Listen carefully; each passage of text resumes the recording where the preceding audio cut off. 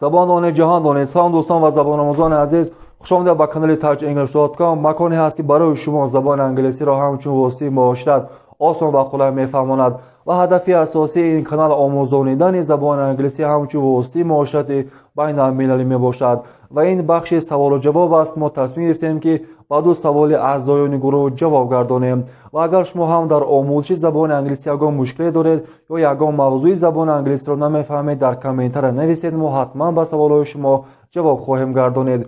و سوال یکم، سعدالله جلیلov سوال دارند که کلمه نایس با زبان تاجیکی خوب یا زیبا ترجمه شد، یعنی کدامش درست است، خوب یا زیبا؟ واقعا کلمه نایس در زبان انگلیسی که از کلمه های سر استعمال به شمار می رود، همچون صفت به معنای خوب، خوشرو، زیبا، با نزاکت و خوش‌طعم ترجمه می شود. خب با یک چند مثال ها می آوریم. Have a nice day. Have a nice day یعنی روزی خوب داشته باش. Have a nice time یعنی وقتی خوب، وقتی خوش داشته باش. یا اینکه have a nice trip. Have a nice trip یعنی سیاحتی خوب، سیاحتی با برار داشته باش. و اینچنین هم گفتیم با معنای زیبا هم می آید. مثال The nature is beautiful. طبیعت زیبا است. شما هم میتونید The nature is nice هم گویید. The nature is nice. مثال The nature of Tajikistan is very nice.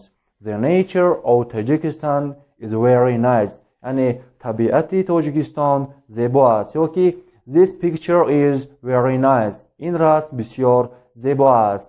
و اینچنین در زبان انگلیسی یک عباره دیگری هم موجود است که با nice است. این nice looking. Nice looking یعنی خوشنما، یعنی خوش‌سیما، زیبا، دلکش یا اینکه ستاره‌گرم ترجمه می شود. مثال She is a nice looking.